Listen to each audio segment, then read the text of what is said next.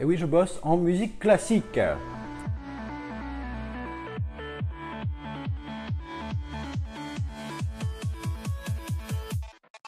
J'ai même entendu dire que la musique baroque permettait de réduire sa pression sanguine, réduire son rythme cardiaque et en gros de synchroniser les deux hémisphères de notre cerveau. Et c'est ce qui permet d'être dans le meilleur état possible pour apprendre des choses. En tout cas, moi j'aime bien écouter de la musique classique ou de la techno, de la dubstep, des trucs comme ça quand je bosse parce qu'il n'y a pas de paroles, qu'il y a du rythme et moi ça me convient bien. Ça convient pas à tout le monde. Je te fais la suite de la vidéo précédente dans laquelle je te parlais de Game Design Document, de Game Design Overview. Je voulais t'expliquer un petit peu comment tu peux minimiser tes risques et maximiser ton potentiel pour valider l'idée de ton jeu, pour valider le fun de ton gameplay, pour valider le côté sexy de ce gameplay auprès de l'audience que tu veux atteindre. Bon, c'est cool, j'ai des MVP à faire, je fais ma première itération, donc un vrai prototype, je fais pas un jeu fini, je me concentre sur le gameplay. Et maintenant, il faut que je valide ce gameplay. Il faut que je puisse tester auprès de mon audience, celle que je veux atteindre, le type de joueur que je veux viser, si cette audience va être séduite par mon concept, si ça peut leur plaire, si ça peut les maintenir dans le temps. De toute façon, il n'y a pas de secret. Tu peux essayer de faire toute la com que tu veux autour d'un jeu. Si ton jeu, il maintient pas les joueurs, c'est que ton jeu, il est pas très bon. On va pas se mentir. Mais du coup, faut pouvoir vérifier ça. Et vérifier ça, ça veut dire qu'il faut que tu aies des joueurs. Et avoir des joueurs, c'est pas avoir ta grand-mère, ta maman, ton petit frère. Non, ça marche pas forcément parce que c'est pas forcément l'audience que tu dois viser pour tes joueurs. Attention aussi, si tu es développeur, on fait souvent l'erreur d'imaginer que l'audience qu'on peut atteindre est comme nous. Mais nous, développeurs de jeux, en général, on est plutôt à l'opposé de l'audience qu'on peut toucher, surtout sur mobile. Sur mobile, il faut pas oublier que les gens, ils découvrent le jeu grâce à leur téléphone. N'hésitez pas à jouer PC, n'hésitez pas à jouer console. Donc, faut avoir ça en tête. On fait d'ailleurs souvent des jeux beaucoup trop complexes parce qu'on a envie d'amener de la difficulté. C'est le genre de jeu qu'on aime. On est plutôt hardcore gamer que casual gamer. Et ça, c'est dommage quand même parce que si tu passes à côté de ça, tu vas créer un jeu qui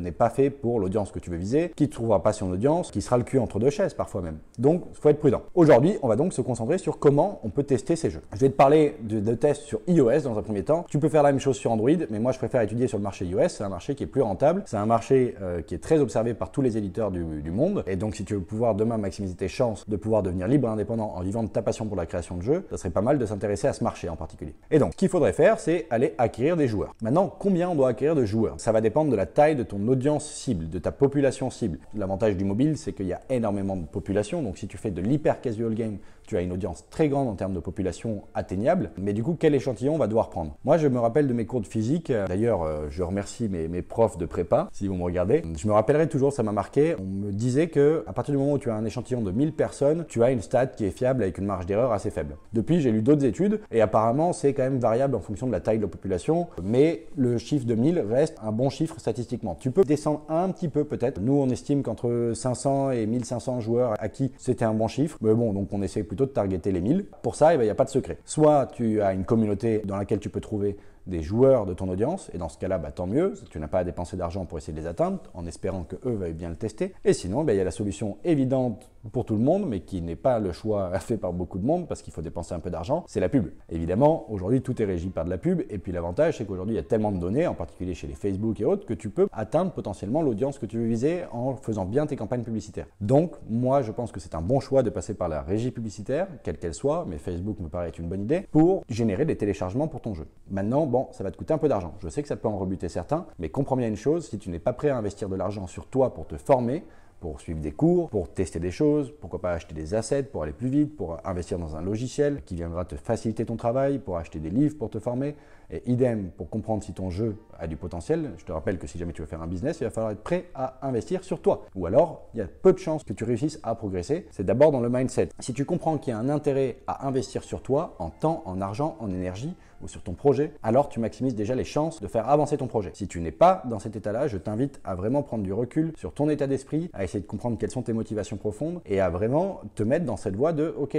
je dois comprendre qu'est-ce qui me manque pour aller plus loin ». Et si tu restes toujours dans ce côté réfractaire à tout changement, tu risques pas vraiment d'avancer et tu risques peut-être plutôt même d'être frustré, d'être déprimé et finalement d'abandonner ton projet ou d'abandonner ce rêve pour quelques temps ou pour toujours. Et ça, il faudrait mieux l'éviter quand même. Du coup, l'idée c'est d'intégrer donc le SDK d'une régie publicitaire. On va prendre l'exemple de Facebook. Tu le paramètres, c'est pas très compliqué, ces régies-là, elles sont intelligentes, elles veulent te faciliter le travail et si tu veux faire des choses précises, il y a une doc qui est très bien faite. Mais tu n'es même pas obligé d'aller dans le détail, tu peux simplement l'intégrer. Tu vas créer sur le Business Manager Facebook ton app, ça va te donner un identifiant que tu vas mettre dans ton fichier settings dans Unity et tu n'as plus qu'à faire ton build, Android, iOS et mettre ton jeu en ligne et lancer lancer l'acquisition Facebook. Donc, il va falloir créer une campagne d'acquisition Facebook, cibler l'audience que tu veux atteindre. Est-ce que c'est jeune, moins jeune, masculin, féminin, quel pays, quel niveau d'études, quel centre d'intérêt. Tu peux tester pas mal de choses. Essaie quand même de rester un minimum large. Si tu fais de l'hyper casual game, ton audience est large, mais ça te permettra quand même de segmenter et de te dire waouh, tiens, mon jeu il plaît plus aux femmes qu'aux hommes. D'ailleurs, si c'est le cas, chapeau bas, tu as potentiellement un très bon jeu entre les mains. Ça te permettra au moins d'avoir des données factuelles. Et ces données factuelles te permettront de ne pas te retrouver dans le doute, d'imaginer toujours qu'est-ce que tu pourrais faire, d'être dans de la réflexion, dans de l'intuition. L'intuition peut tuer ton business. C'est jouer à la roulette russe. Moi, je connais pas grand monde qui est ambitieux et qui veut avoir une entreprise rentable et développer son entreprise qui joue à la roulette russe. C'est trop risqué. On peut pas baser son business sur de la chance. Il y a forcément une part de chance dans la création de jeux, mais il y a aussi beaucoup de méthodes. Et si tu mets des méthodes, déjà, tu fais moins de place à la chance et en plus, tu peux déjà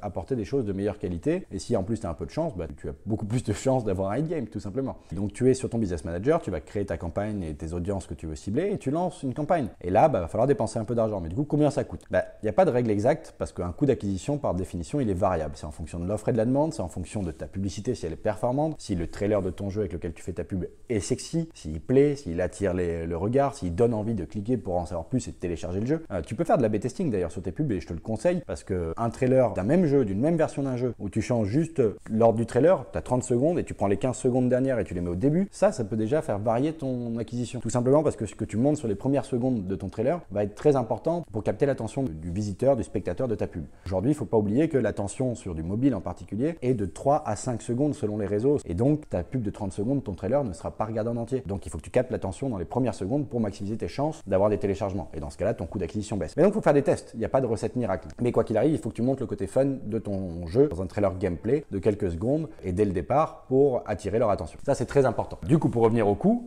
dans des bons cas, ton CPI, ton cost per install, donc ton coût d'acquisition d'un téléchargement, va pouvoir te coûter quelques centimes ou quelques petites dizaines de centimes.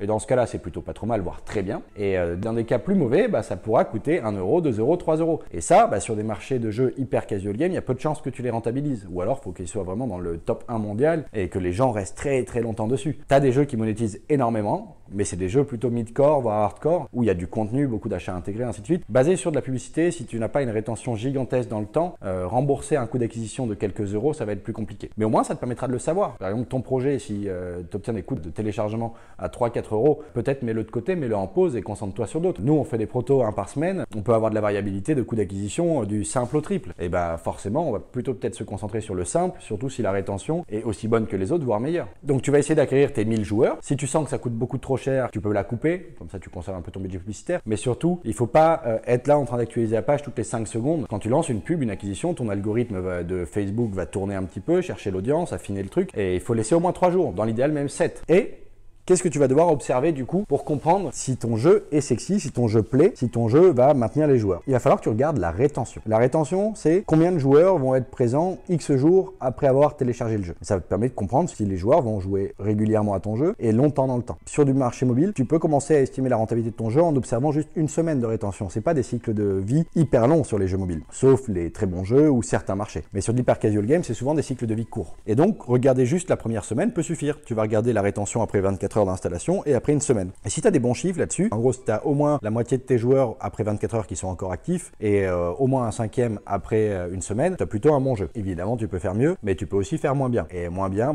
là, ce sera à voir au cas par cas. Mais un jeu qui a au moins les rétentions que je t'ai citées a du potentiel à pouvoir être scalé et monter dans les charts. C'est ce que font les meilleurs éditeurs de ce monde.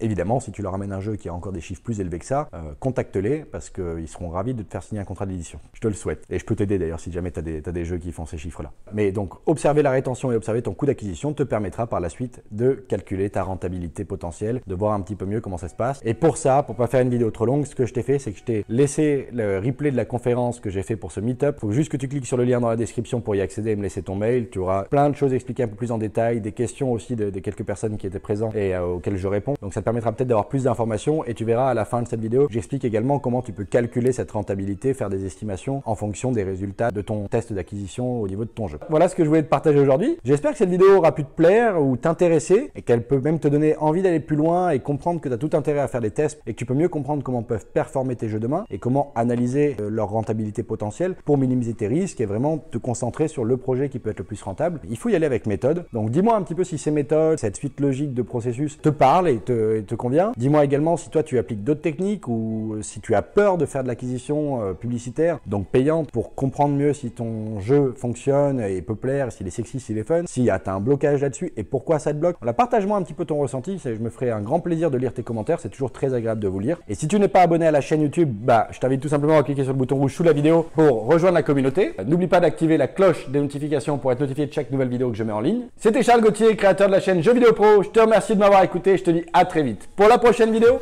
Ciao!